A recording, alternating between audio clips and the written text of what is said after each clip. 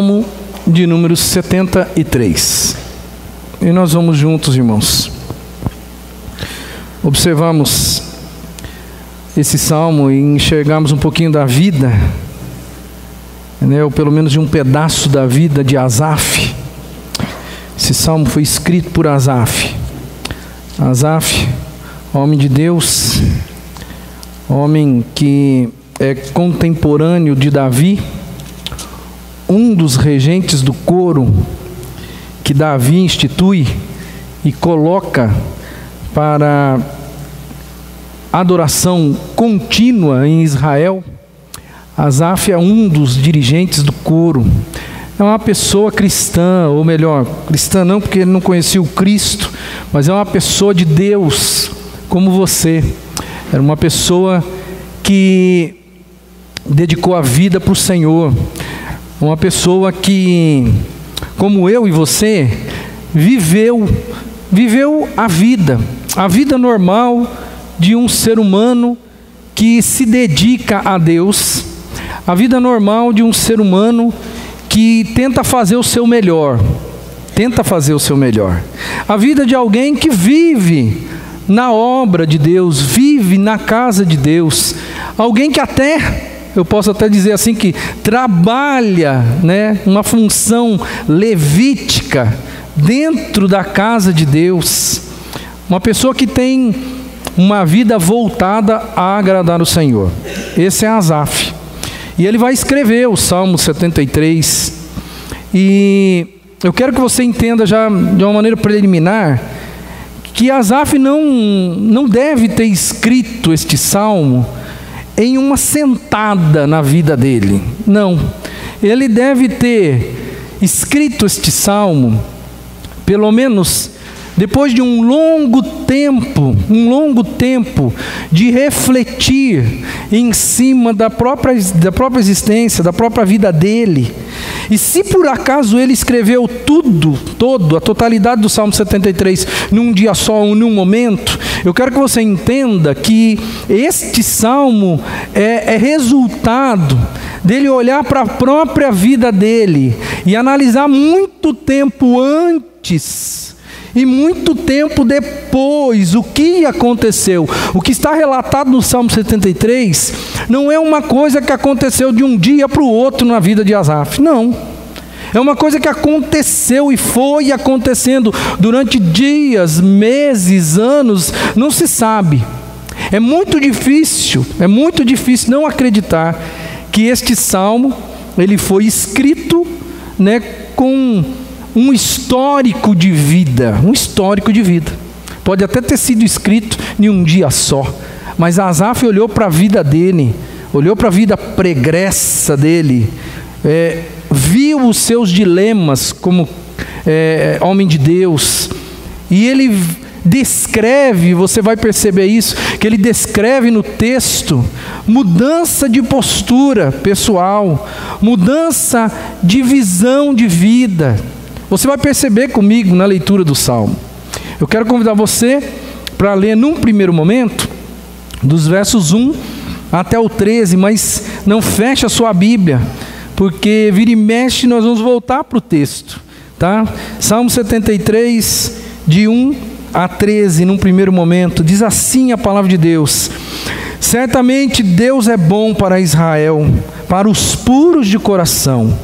Quanto a mim, os meus pés quase tropeçaram, por pouco não escorreguei, pois tive inveja dos arrogantes, quando vi a prosperidade desses ímpios. Eles não passam por sofrimento e têm o corpo saudável e forte, estão livres dos fardos de todos, não são atingidos por doenças como os outros homens. Por isso, o orgulho lhes serve de colar, eles se vestem de violência, do seu íntimo brota a maldade, da sua mente transbordam maquinações. Eles zombam e falam com más intenções, em sua arrogância ameaçam com opressão, com a boca arrogam a si os céus, e com a língua se apossam da terra.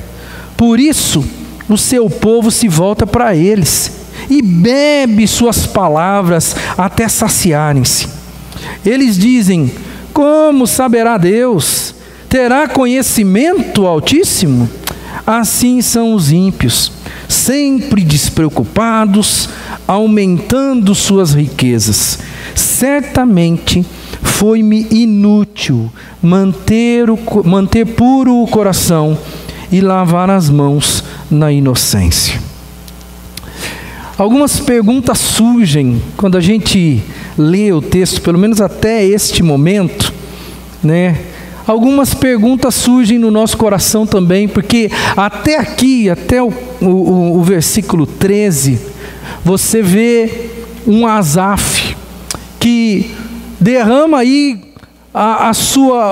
o que está lá no fundo da alma dele, a sua indignação com a vida, a sua indignação com o que ele vê, com o que ele sente, com o que ele percebe na sua sociedade. Ele olha para os ímpios, e aí talvez venham as mesmas indagações no nosso coração, porque, vamos falar a verdade, irmãos, nós vivemos numa sociedade que não é lá tão diferente da sociedade que Asaf está descrevendo aqui para a gente, porque nós também, eu e você, teríamos muitos questionamentos para fazer hoje. Por exemplo, a gente poderia perguntar: por quê? Por que o justo sofre? E por que o ímpio parece que é mais bem sucedido na vida? Essa não é a nossa realidade hoje também? Você também não olha ao redor e não vê esse tipo de coisa acontecendo? Por que o mal não é imediatamente castigado por Deus? Você já parou para pensar nisso? Tem algumas coisas que acontecem por aí e que eu tomo conhecimento e que eu vou ser franco com você. Eu olho para o céu e falo assim: Deus, o Senhor não vai fazer nada? O Senhor não vai fazer nada? O Senhor vai ver um indivíduo falando isso e aquilo e o Senhor não vai tomar uma postura? O Senhor não vai mandar um raio do céu para cair na cabeça de um ou de outro por aí, para que os demais olhem para o Senhor e falem: Deus existe? É melhor a gente ficar de prontidão, porque Ele existe. É melhor a gente levar esse negócio a sério, esse papo de Deus a sério, porque Ele existe. Olha o que aconteceu com fulano. Você nunca se perguntou por que o mal não é imediatamente castigado por Deus? Por que parece, ainda mais no Brasil em que a gente vive, que o bem, praticar o bem, parece que não vale a pena? Porque você nunca vê alguém que pratica o bem ser recompensado de verdade, ou ser colocado num pedestal.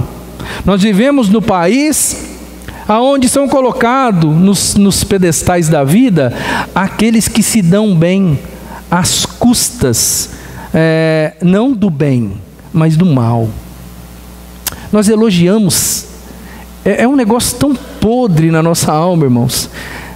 A gente elogia o Nilton Santos, jogador da seleção brasileira, que um dia fez uma falta num zagueiro, fez uma falta dentro da área e deu um passo para fora da área para enganar o juiz. E no meio dos boleiros, todo mundo fala: esse é o cara, esse é o cara.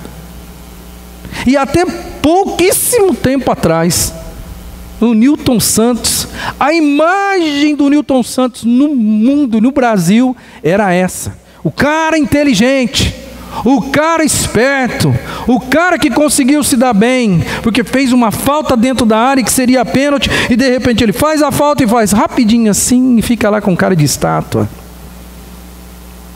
Por que será que a gente parece que vive numa sociedade em que fazer o bem, quando você faz o bem, quando você é honesto, você é bobo?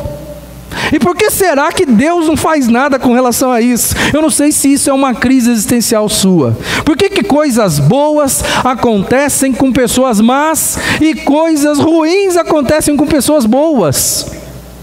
Vai num hospital da vida aí e você vai descobrir essa realidade. Por que que existem tantas pessoas boas sofrendo nesse mundo e tantas pessoas más estão vivendo, e quando vão para o hospital, vão para o Sírio-Libanês, vão para o Einstein, lá em São Paulo, não é mesmo? É só você ficar um pouquinho na porta do Hospital da Santa Casa aqui, e você vai ver tanta gente boa sofrendo.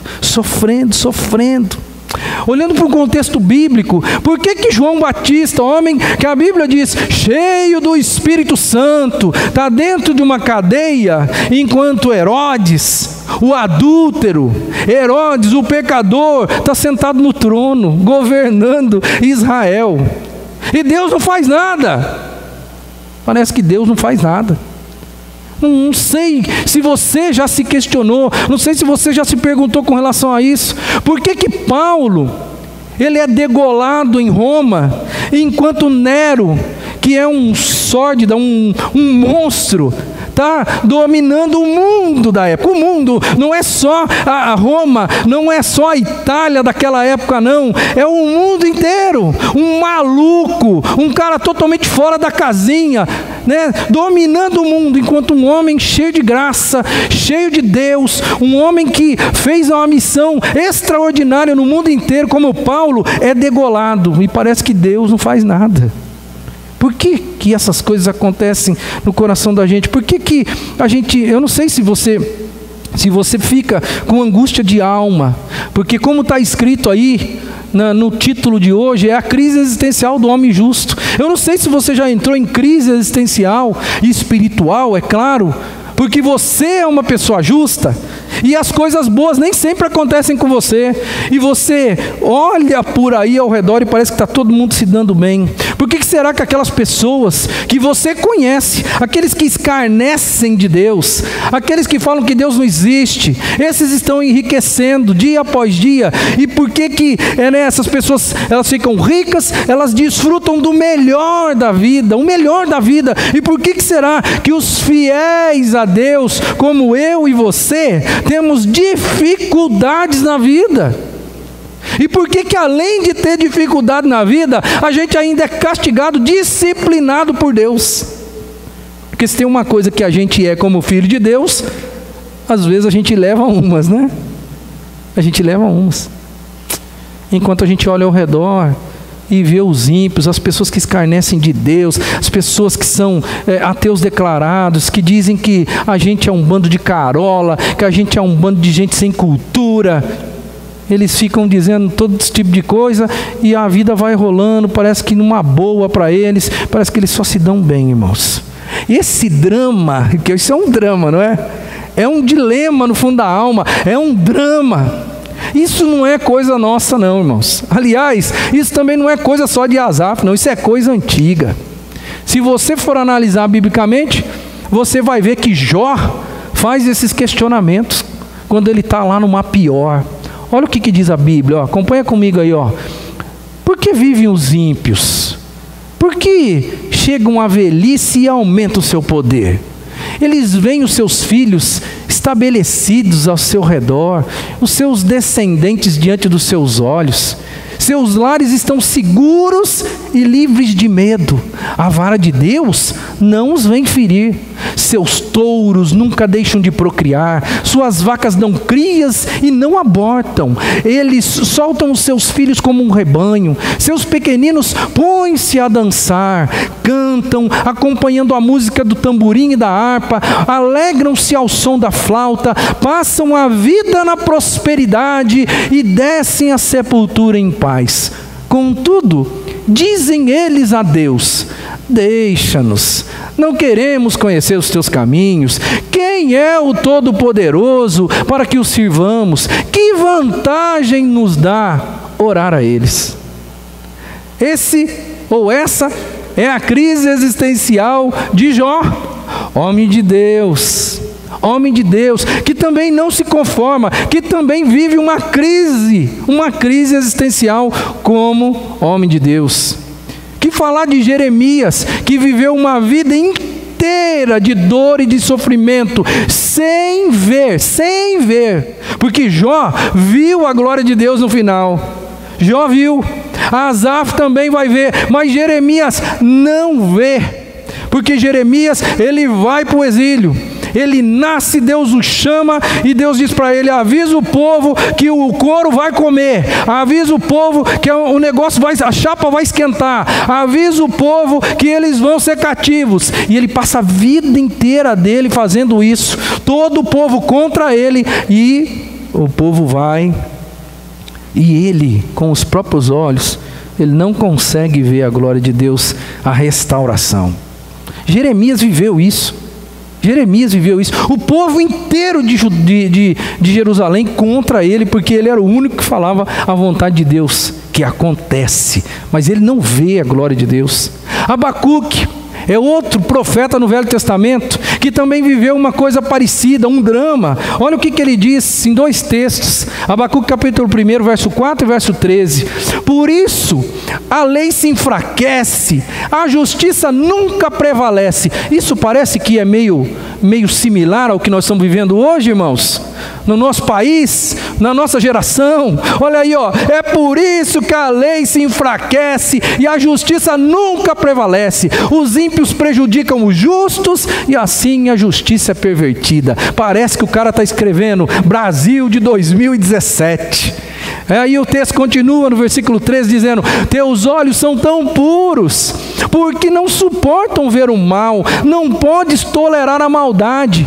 Por que toleras então estes perversos? Por que ficas calado enquanto os ímpios engolem os que são mais justos do que eles? Dá para entender aqui que Abacuque está num sentimento de alma frustrado, em crise existencial, em crise espiritual, porque a coisa está acontecendo, e ele, na visão dele, parece que Deus não está nem aí, e que Deus não está fazendo nada. Asaf, que é o autor do Salmo 73, está com o coração do mesmo jeito, e talvez até você. Se não está hoje, esteve antes, ou se não esteve antes e não está hoje, você pode acreditar, um dia você pode se questionar. Um dia você pode virar para o céu e falar assim: Senhor, que negócio é esse? O cara aqui que está do meu lado, que estuda comigo, que cola em todas as provas, ele vai passar com louvor. E eu, que sou uma pessoa justa, íntegra, não vou colar. Eu vou tirar uma nota meio medíocre, vou passar, mas ninguém vai chegar para mim e falar assim: você é a pessoa mais íntegra que tem nessa classe, porque você não cola. Ninguém vai te dar um trono por causa disso. É você lá no seu trabalho, que é uma pessoa de índole, é uma pessoa que quer fazer todas as coisas certas, e daí de repente vem um espertalhão, e esse espertalhão se dá melhor do que você, e começa a galgar posições maiores do que você, e você sabe quem ele é, você sabe por que ele está ganhando esse tipo de promoção, e daí de repente você fica também em crise existencial, olhando para o céu e falando: Senhor, vale a pena mesmo? Quando eu leio esse texto aqui do Salmo 73, parece, irmãos, que somos nós escrevendo esse negócio aqui. Não somos nós escrevendo o que ele está dizendo, que de repente ele está jogando para fora, está jogando para fora, tirando da alma dele tudo que é difícil de entender, é difícil de engolir. Bom, o que acontece com a gente nesse primeiro momento então? A gente corre risco. Quando a gente está nessa situação, como era a situação de Asaf, e talvez é a sua, a gente corre risco de escorregar na fé. Nós corremos, eu e você, nós corremos riscos de escorregarmos na fé, quando nós estamos na situação que ele está.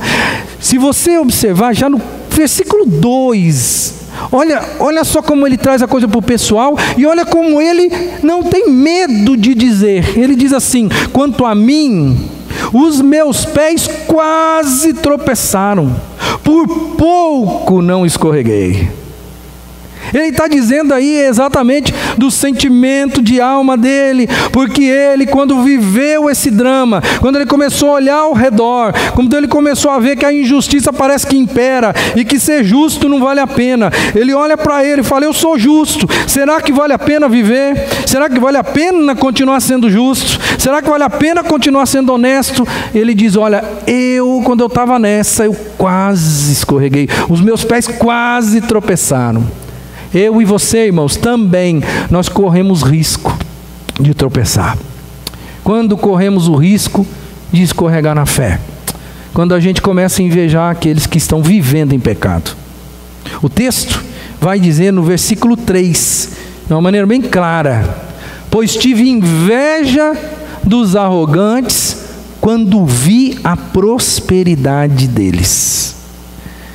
Asaf, ele olha a parte externa, ele avaliou as pessoas pela condição externa, e a condição externa dele, ou deles, trouxe para dentro dele um sentimento de injustiça muito grande. Ele imaginou que ele estava em desvantagem quando ele olhou para a prosperidade dos ímpios. Ele olhou a casca, ele não viu o que aquelas pessoas eram diante de Deus, ele viu o que aquelas pessoas tinham. E quantos de nós aqui, irmãos, também não vivemos esse drama aí? Quantos de nós, às vezes, olhamos para o patrimônio daquele ou daquela que você sabe que é pecador descarado, e você fala assim: não dá para entender por quê, porque a gente até coloca Deus no meio. Por que que Deus abençoa uma pessoa desse tipo ou dessa estirpe? Por que que essa pessoa tem dinheiro? Por que que eu ando nessa situação, nessa dureza que eu estou aqui, enquanto eu vejo uma pessoa como essa, vivendo no bom e no melhor? Ele se sentiu injustiçado. Olha o texto. Certamente foi-me inútil manter puro o coração e lavar as mãos na inocência. Ele chega e fala assim: olha, não está valendo a pena esse negócio, é inútil viver do jeito que eu estou vivendo. Olha, a gente corre riscos. Se você vai correr risco na sua vida de escorregar na fé, se você começar a ter inveja dos ímpios, daqueles que vivem por aí sem saber e sem querer saber de Deus, mas que estão numa boa. Cuidado quando os teus olhos focarem nesse tipo de pessoa, porque você está correndo riscos quando você faz isso.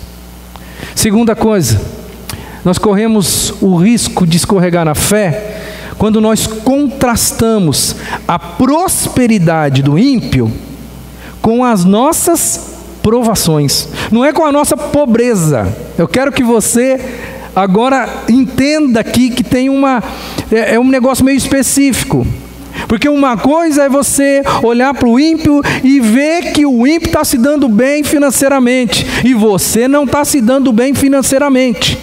A questão aqui é mais profunda do que essa, é comparar a prosperidade do ímpio com a sua vida de provação. Porque se tem uma coisa que Deus faz com o cristão, é o quê? Viver em provação, porque Deus está nos provando, Deus está vira e mexe em uma situação ou em outra, Deus está nos colocando à prova, porque são as provas que vão fazer com que nós venhamos a crescer.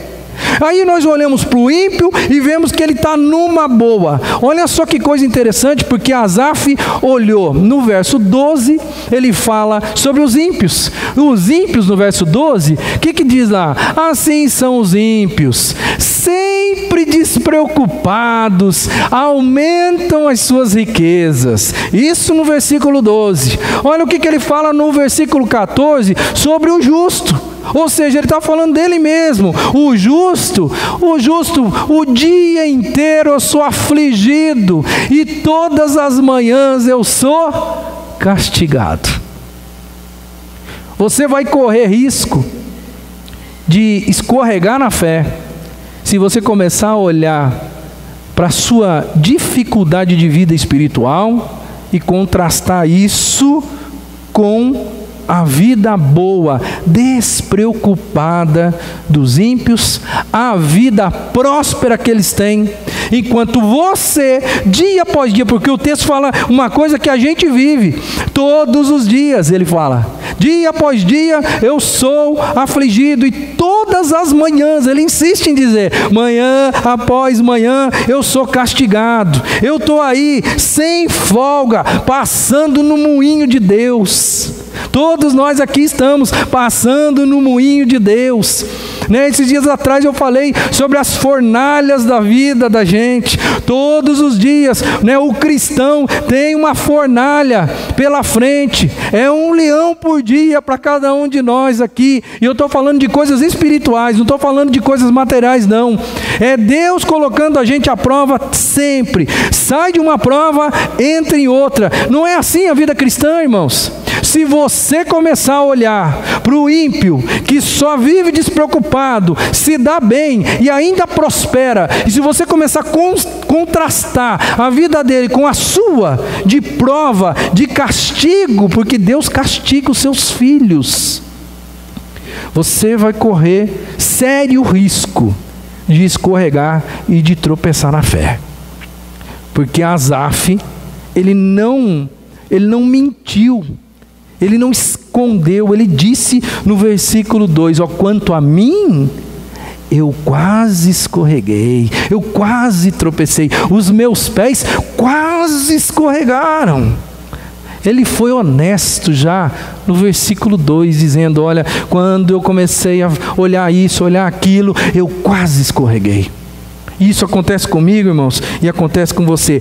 Parece, dá a impressão de que o ímpio é mais feliz do que a gente. Não dá essa impressão para você? Dá. A impressão de que não vale a pena ser justo, a impressão de que não vale a pena ser de Deus, a impressão de que o ímpio se dá melhor do que a gente. Quando corremos o risco de escorregar na fé, terceiro ponto, quando nós contrastamos carnalidade com pureza. Porque Asaf, nos versos seguintes aí, ele, no verso do 10 até o 13, e também em versos anteriores, ele vai falar algumas coisas interessantes aqui. Eu grifei algumas palavras. O verso 6 ele fala assim, por isso o orgulho lhe serve de colar, e se vestem de violência. Então ele está dizendo com todas as letras, os ímpios, que são carnais, eles são orgulhosos, e o texto fala que eles são violentos. O versículo 7 vai destrinchar um pouquinho melhor essa violência, vai dizer, no seu íntimo brota maldade, da sua mente transbordam maquinações. Mas o texto não para por aí, eles zombam e falam com más intenções, em sua arrogância ameaçam com opressão, são zombadores, são pessoas opressoras. E ainda tem uma coisa interessante que ele capta, e que eu acho que você também capta quando você vê um ímpio por aí. Diz assim o verso 10, por isso o povo se volta para eles e bebe suas palavras até saciar-se. O que está querendo dizer esse texto aqui? Em suma, os ímpios são orgulhosos, maldosos, maquinam o mal, zombam das pessoas, zombam de Deus, são opressores e ainda têm credibilidade com o povo. As pessoas bebem as suas palavras. O que é beber a palavra? É ficar ali, olhando boquiaberto o que o indivíduo está falando. E você só olha boquiaberto alguém que está falando quando você dá credibilidade para essa pessoa. Não é isso? O texto fala isso, ou seja, na geração de Asaf, naquele contexto de vida, ele estava enxergando tudo isso e ele estava em crise existencial, dizendo, Senhor, será que vale a pena? Vale a pena mesmo? É por isso que ele chega, irmão, a essa conclusão doída do verso 13. Doída, ele disse, certamente foi-me inútil útil manter puro o coração e lavar as mãos na inocência. Essa palavra primeira aí é forte. Certamente não valeu a pena. Não vale a pena ser justo. Não vale a pena ser uma pessoa inocente, porque o mal parece que sempre ganha. Mas a glória, irmãos, a glória é que o texto não para por aí. A glória é essa. E aí eu quero trabalhar com você mais um pouquinho aqui. Como que a gente vai vencer essa crise existencial? Como? Primeiro, ele fez isso. E eu convido você, se está vivendo uma crise desse jeito, ou se não está, se prepare. Se prepare. Para você vencer essa crise, a primeira coisa que você tem que fazer é manter firmeza nos seus princípios. Fique firme nos seus princípios. Uma coisa interessante que os versos 15 e 16 trazem, e eu quero partilhar eles com você, é que Asaf, ele se manteve firme. Não está escrito no texto isso, está escrito nas entrelinhas. Está escrito que ele se manteve firme. Mas quando ele estava em crise, ele disse duas coisas. Eu quero que você olhe para essas duas coisas. 15 e 16. Se eu tivesse dito, falarei com eles, teria traído os teus filhos. Você está falando para Deus. Se eu me juntar com esse povo, se eu for falar com eles, se eu viver com eles, eu vou ter traído os teus filhos, Deus. É mais ou menos isso. Mas o verso 16 que eu quero que venha à tona aqui e que ele entre na sua cabeça. Quando tentei entender tudo isso, eu achei muito difícil para mim. O texto não diz que ele entendeu o negócio. O texto não diz. Ele falou assim: eu não entendo esse negócio. Não entendo. Mas mesmo não entendendo, ele se manteve firme nos princípios. Ele não mudou de vida. Porque ele disse assim: se eu tivesse dito, isso quer dizer que ele não disse. Eu não disse. Falarei com eles. Eu teria traído os teus filhos. Eu não traí os teus filhos, Senhor. Eu não fui. Eu me mantive firme nos meus princípios. Mas eu vou dizer, Senhor, eu não estou entendendo esse negócio. É muito difícil para mim. Então, o primeiro conselho que eu dou para você é aquilo que eu entendo que ele assimilou bem e ele conseguiu viver. Ele se manteve firme nos seus princípios. Quando você estiver em crise existencial, em crise espiritual, quando você começar a olhar ao redor e pensar, o povo está se dando bem, o povo que não é de Deus está se dando bem, mas eu estou numa dureza, eu estou numa draga, comigo parece que as coisas não dão certo nunca, eu sou de Deus e parece que as minhas orações não são ouvidas, eu tenho aqui os meus dilemas, eu coloco diante do altar do Senhor e a minha vida não se resolve. Eu quero dizer para você, fique firme, continue firme. Não arrede o pé, meu irmão, não arrede o pé, porque ainda tem muita história pela frente na sua vida. Segunda coisa, como vencemos essa crise existencial? Segundo, buscando presença e conselhos de Deus. O verso 17 e 20 fala exatamente isso. Quando que começou a mudar a cabeça de Asaf? Quando ele vai até a casa de Deus. Diz o texto: até que entrei no santuário de Deus, então compreendi o destino dos ímpios.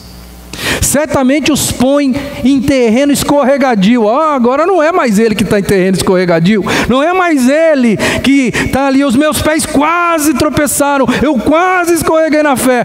Agora eu fui na casa de Deus. Deus começa a falar comigo. O meu coração começa a escutar aquilo que vem de Deus para mim. E eu começo a entender que os ímpios, eles têm um destino. Eu começo a entender que são eles que estão num terreno escorregadio e os fazes cair na ruína. como são destruídos de repente, completamente tomados de pavor. São como um sonho que se vai quando a gente acorda. Quando te levantares, Senhor, isso está dizendo em relação ao futuro, quando te levantares, Senhor, tu os farás desaparecer. Irmão, Asaf, ele vai buscar presença de Deus, ele vai buscar palavra de Deus, ele vai buscar conselhos de Deus, e aí tudo começa a se dissipar. Toda aquela boleira na cabeça dele, de que parece que os ímpios se dão bem, parece que não vale a pena ser justo, aí ele entra na casa de Deus. É importante que você entenda a cabeça de Asaf, primeiro, para você entender por que ele fala assim, que até que eu entrei na casa de Deus. Porque no Antigo Testamento era diferente de hoje. No Antigo Testamento, para o judeu, Deus morava naquele lugar. Deus morava lá. Então, era eu entrar naquele lugar e eu já respirava uma atmosfera espiritual da presença de Deus. E lá Deus fala comigo. Todo judeu precisava ir, pelo menos nas festas anuais, eles tinham que passar no templo, eles tinham que entrar ali, né? Se ele era homem, ele poderia chegar até um determinado lugar. Se era mulher, poderia chegar um pouquinho antes, né? Coitado das mulheres lá, não podia entrar ali no pátio, mas podia chegar até determinado lugar. Os homens tinham um direito um pouquinho maior, os sacerdotes tinham um direito um pouquinho maior de entrar na presença de Deus, os sumos sacerdotes tinham um pouquinho mais ainda. Mas o que eu quero que você entenda é que a cabeça de Asaf, Deus não estava com ele lá na casa dele, Deus estava no templo. Se ele quisesse se encontrar com Deus, se ele quisesse que Deus falasse com ele, ele tinha que ir lá. Isso para nós não vale mais, porque Deus não mora nesse lugar aqui, Deus mora no seu coração. Ele está lá à disposição para você a qualquer momento, em qualquer momento, a qualquer dia, a qualquer hora. Mas para Asaf, tudo começou a melhorar quando ele vai na casa de Deus e quando ele começa a escutar os conselhos do Senhor. Aí ele começa a ampliar a visão que ele tem da vida, sabe? Ele deixa de ser juiz de Deus, porque até o versículo 13, parece que ele está sendo juiz de Deus. Parece que ele está reclamando, está falando: o Senhor não fez nada, olha, não valeu a pena ser justo. Ele deixa de ser juiz e ele passa a ser adorador, porque quando você vai no templo, você vai para adorar, pelo menos no contexto judaico, era assim. Ele ia para prestar honra, louvor e gratidão a Deus. Ele ia para cumprir a sua religiosidade, ele ia para ter um encontro genuíno com o Senhor, ele ia para trazer no seu coração os conselhos de Deus. Olha, não quer dizer que ele esqueceu os problemas dele não, tá? Não quer dizer que os ricos ficaram pobres naquele dia. Não. Quer dizer que o mundo continuou rodando do mesmo jeito, mas Asaf entendeu um pouquinho a mais. Porque cristianismo hoje, trazendo para os nossos dias, irmãos, cristianismo não é a droga do povo de Deus, do tipo assim: venha num culto hoje que amanhã você se esquece das suas dívidas, né? Amanhã você sai daqui anestesiado, você sai aqui numa boa e você esquece dos seus problemas. Muita gente transforma culto em subterfúgio para esquecer as coisas. Deus não mudou nada na condição socioeconômica de Asaf, não mudou nada na sociologia no tempo de Asaf. Deus só mudou o coração dele. E ele voltou da presença de Deus diferente. Cristianismo, trazendo para os nossos dias, é um entendimento da vida real, não é? Cristianismo não é um entendimento. Um dia um adolescente chegou para mim, tudo em crise, estava em crise espiritual, falando: mas Deus, mas pastor, como é que é esse negócio? Não pode, e cheio de crise. Eu falei para ele assim: ó, você só está cometendo uma falha, filho, uma falha. Você está pensando na vida até o dia da morte. Até o dia da morte.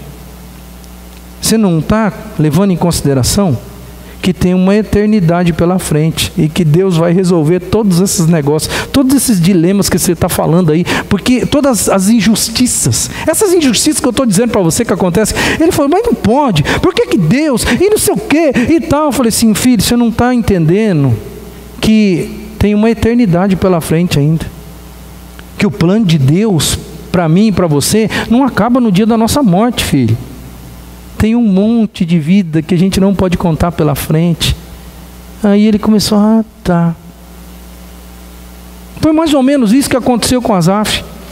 Quando ele começa a compreender que a vida do ímpio tem um fim. E que de repente, eles não vão existir mais. De repente, tudo aquilo que eles tinham de bom, tudo de melhor que eles possuíam, toda a alegria de viver, um dia, em um assalto, eles vão ser destruídos para sempre. E nada pior no mundo, irmão, do que você ter um monte de coisa hoje e amanhã, você acordar amanhã e não ter nada. É isso que vai acontecer com os ímpios. E o que vai acontecer com os justos? O que vai acontecer com o povo de Deus? Segundo a nossa fé, o que vai acontecer conosco? Nós é que vamos ganhar aquilo que nós não temos na glória. Vai se trocar, vai inverter as coisas, mas é na glória, irmão. É por isso que às vezes é meio difícil para nós. Asaf conseguiu expandir a visão dele, ele foi além da morte, e ele começou a perceber o fim difícil, desesperador dos ímpios. É como, você lembra que Jesus disse assim, lá no começo do livro de Mateus, quando as pessoas vão chegar para ele, mas Senhor, Senhor, Senhor, e ele vai dizer assim, eu nunca conheci vocês, nunca conheci vocês. Asaf começou a compreender que tudo aquilo que o ímpio tem, uma hora vai acabar, mas para ele, como justo, tem muito mais pela frente. Terceiro ponto, como vencer essa crise existencial? O texto continua ensinando a gente, analisando os nossos sentimentos com honestidade, irmãos. Os versos 21 e 22 vai falar disso. O verdadeiro problema, o que era? O verdadeiro problema não era a vida em si, não é porque os ímpios estavam se dando bem e ele mal, eram os sentimentos de coração dele. É o sentimento de alma dele. Esse é o grande problema. Porque olha, vamos falar a verdade, gente. Eu conheço gente feliz nesse mundo. Feliz de verdade, na essência, que não tem onde cair morto, que não tem dinheiro, mas eu conheço gente feliz, ao ponto que eu e você, nós conhecemos pessoas que têm dinheiro, têm bala na agulha, e são infelizes. Eles só têm dinheiro, mas não têm felicidade. Eles têm uma mansão, mas não têm um lar, não têm um aconchego, não têm um afago de um filho. Eles têm grana, mas eles também deitam a cabeça no travesseiro e não têm as preocupações que nós temos de pagar as nossas dívidas em dia, mas eles têm as preocupações deles, que não os fazem dormir bem, os seus dilemas pessoais. Nós é que pensamos que está tudo numa boa, que está tudo muito bem com os ímpios por aí. Nós é que pensamos, quando olhamos para eles, nós vemos aquela pomposidade, aquela coisa bonita, porque ímpio e rico sempre anda muito bem trajado, bem vestido, né? Segundo os colunistas das nossas revistas, eles são os formadores de opinião nessa nação, eles são as pessoas inteligentes de verdade, eles são as pessoas que têm cultura de verdade. Mal sabe o que esse tipo de pessoa sofre quando deita a cabeça no travesseiro. A única diferença, irmão, é que você deita pensando, meu Deus, como é que eu vou fazer para pagar a luz? E ele talvez deita e fala assim, meu Deus, como é que eu vou fazer para tirar meu filho das drogas? O que é melhor? O que é mais fácil de resolver? É mais ou menos assim, mas os nossos sentimentos levam a gente a pensar como Asaf estava pensando, não valeu a pena, não está valendo a pena esse negócio. Não está valendo a pena. Então analise os seus sentimentos com honestidade e encare que é ali que está o problema. Não é a vida. Não é porque um é rico e você que está sofrendo. Não é. É o seu sentimento. Mude os seus sentimentos, que você mudará a sua qualidade de vida. Não importa se o outro é rico. Não importa se o outro é ímpio e continua se dando bem. Não importa. Olha o que ele falou nos versos 21 e 22. Quando o meu coração estava amargurado e no meu íntimo eu sentia inveja, agi como um insensato e ignorante. A minha atitude para contigo, ele está falando com Deus, a minha atitude para contigo, Deus, era a de um animal irracional. É por isso que eu falo que esse salmo não pode ter sido escrito assim, da noite para o dia. Porque ele fez uma consideração sobre a vida dele. Ele fez uma consideração sobre como estava antes, como ele pensava antes, quando que mudou. E depois ele, remoendo seus sentimentos próprios, ele olhou para o passado e falou assim: eu estava pensando mais ou menos como alguém que não tem raciocínio. Eu estava como um animal. Ele faz isso, olha que coisa interessante. Vamos analisar o antes e o depois aqui, ó. O antes é o 13 e o 14. Antes ele pensava, certamente foi-me inútil manter puro o coração e lavar as mãos na inocência, pois o dia inteiro eu sou afligido, todas as manhãs sou castigado. Agora, depois da mudança, da transformação que ele tem, quando ele entra na casa de Deus, quando ele recebe palavra de Deus na vida dele, conselhos de Deus, aí ele fala: quando o meu coração estava amargurado, no meu íntimo eu senti inveja, eu agi como insensato e ignorante. A minha atitude para contigo era a de um animal irracional. O problema de Asaf era o seu próprio ego. Asaf, ele se descobriu como um insensato, como uma pessoa ignorante, como uma pessoa irracional. O texto não esconde isso. Irmãos, eu e você, a gente também precisa desse tipo de coisa. A gente não tem que mudar a nossa condição social para a gente ser melhor. Não. A gente tem que mudar o nosso sentimento. A gente tem que mudar o nosso ego. A gente tem que mudar aquilo que nós temos dentro de nós. Porque é o que nós temos dentro de nós que vai falar e fazer quem nós somos de verdade. Você não precisa ter para ser. Você precisa ser. E sendo, escreve aí, você vai ter. Sendo, você vai ter. Porque é uma coisa natural. Não tem jeito. A coisa vai acontecer. Mas continuando, como vencemos essa crise existencial? Quarto ponto, procurando entender a graça. Graça de Deus, que Deus está te abençoando sim. Graça de Deus em nossas vidas. Quando a gente olha para as coisas ruins, dificilmente a gente enxerga que Deus está abençoando a gente. Os versos 23 e 26 diz o seguinte, eu coloco em vermelho aí algumas palavras que são necessárias entrar na sua alma. Ele diz assim: contudo, sempre estou contigo, tomas a minha mão direita e me sustens. Tu me diriges com o teu conselho e depois me receberás com honras. A quem tenho no céu senão a ti? E na terra nada mais desejo além de estar junto a ti. O meu corpo e o meu coração poderão fraquejar, mas Deus é a força do meu coração e a minha herança para sempre. Olha só que coisa legal. Ele está começando a perceber que Deus graciosamente está abençoando ele. Ele está começando a perceber que Deus está com ele, que Deus está segurando a mão dele, que Deus está dirigindo ele, que Deus um dia vai tratar ele como os ímpios são tratados. Um dia tu me receberás com honras. Ele está começando a enxergar uma coisa que já está acontecendo na vida dele. Mas como ele, até a metade do texto, ele estava olhando para os ímpios, olhando para a prosperidade dos ímpios, ele não conseguia enxergar o que Deus estava fazendo com ele e nunca deixou de fazer. Nunca.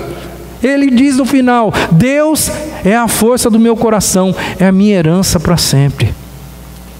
Herança é uma coisa que a gente ainda vai ter, irmãos. Ainda vai ter, mas não tem. Não tem. É uma coisa futura. Deus é a herança do povo dele.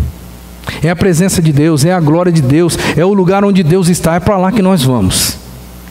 Asaf começou a enxergar que um dia ele seria recebido com a honra e com a pompa que os ricos e ímpios são recebidos hoje. Porque se tem uma coisa, você vai morrer e você nunca vai entrar em lugares como o Joesley Batista entrou. Você vai morrer e não vai entrar. Inclusive, se Deus quiser, na prisão. Você também não vai entrar. Eu espero. O cara, aonde passa, ainda hoje, certamente é recebido com pompa. Mas é ímpio. O dia que morrer, o destino está selado. A não ser que ele, quem sabe, daqui até o fim da vida mude. Mas vamos tirar o foco do cara. Vamos pegar qualquer outra pessoa que você conheça aí, que você sabe que descaradamente é ímpio. É ímpio, mas é bem recebido, é bem tratado, tem pompa em todo lugar, porque tem dinheiro, porque tem status, porque tem poder. Se você continuar olhando para esse tipo de gente, a tendência é você escorregar na fé. Mas se você parar e começar a olhar para quem é você e o que Deus continua fazendo com você, mesmo você sendo pobre, mesmo você sendo uma pessoa que não tem uma perspectiva de melhora de vida, Deus continua estando com você, querido. E um dia você vai ser recebido na glória. Um dia os portões do paraíso vão abrir para você e vão dizer, Deus vai dizer, Jesus vai dizer para você: venha, bendito de meu Pai, eu estou esperando você, venha para cá, venha possuir o meu reino, aquele que eu tenho preparado para você desde a fundação do mundo. Vem, aqui você vai ser tratado do jeito que você via as pessoas ser tratadas lá. Mas isso é herança, irmão. Asaf, mesmo sem ganhar a herança, ele lembrou da herança. E ele disse no finalzinho: Deus é a força do meu coração e a minha herança para sempre, eterna, eterna. O nosso fim, o fim da nossa jornada não é riqueza que perece, é riqueza eterna. Tire os seus olhos de lá e coloque os seus olhos nos conselhos do Senhor, que você vai viver melhor. Mais um texto, o último. Como vencemos essa crise existencial? Nutrindo um sentimento de satisfação em Deus. O verso 25, vai trazer essa ideia para a gente aqui. Verso 25. Opa. Meu negocinho aqui está meio me derrubando de vez em quando. É isso. É o 25. Mas aqui está o 26. Mas se você ler o 25, ele vai dizer assim, ó: eu posso até fraquejar. Eu posso até fraquejar. Isso, na verdade, isso é normal na minha vida e na sua. Eu também posso fraquejar. Eu posso fraquejar.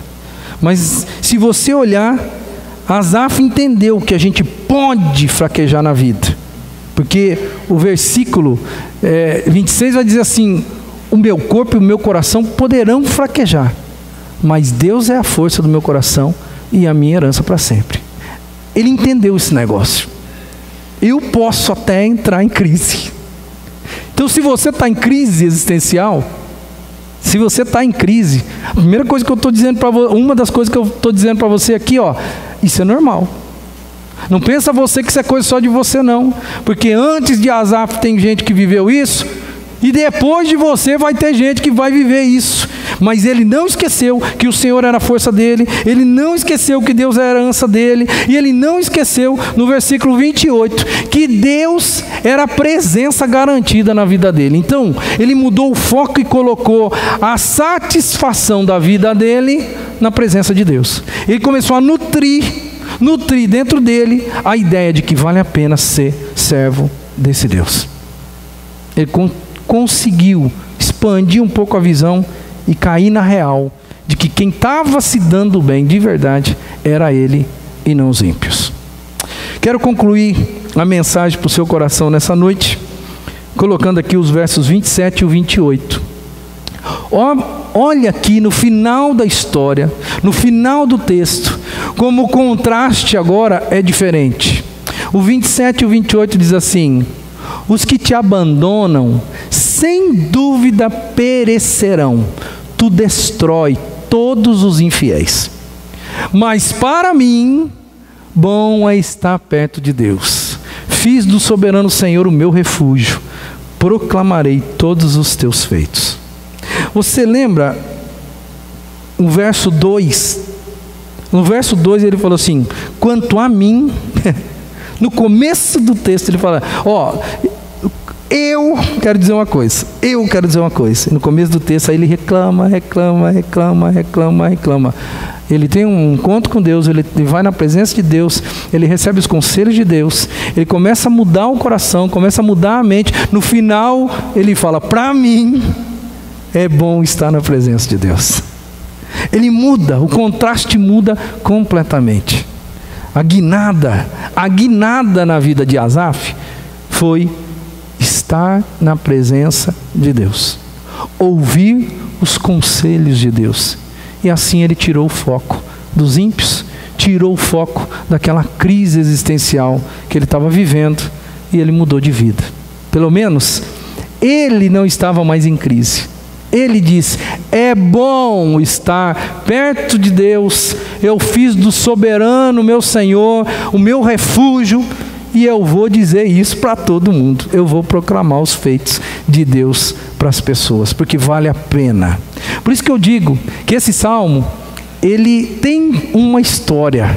Ele não pode ter sido escrito da noite para o dia, porque aqui está o resumo de um grande pedaço da vida de Asaf. Talvez seja a sua situação, talvez seja você que esteja aí numa situação difícil, vivendo uma crise existencial, olhando para a sua vida como cristão e falando: será que vale a pena essa vida de crente? Será que vale a pena ser justo mesmo? Eu já estou há tanto tempo na igreja, Deus não me abençoa, as coisas não mudam, nada muda na minha vida. Será que vale a pena mesmo? Será que Deus existe? Quero dizer para você, irmão, entra na presença de Deus, que hoje você não precisa ir no templo para ter a presença de Deus. Entra você na presença de Deus, começa a receber os conselhos do Senhor. De verdade, isso pode não acontecer num dia só. É por isso que vida de oração de cristão e vida de leitura da palavra tem que ser dia após dia, porque Deus fala com a gente todos os dias. Ele vai mudar teu coração e vai mostrar para você que é bom caminhar com Ele. É bom e vale a pena. E lá na frente a herança nossa é maior, muito maior do que os teus olhos estão enxergando. Quero convidar você para cantar comigo, cantar conosco, e juntos agora reavaliarmos aquilo que nós ouvimos, e também pedimos a Deus que no poder do amor dEle, Ele nos transforme, que Ele nos mude. Vamos ficar em pé e vamos juntos cantar essa canção que certamente vai abençoar o nosso coração.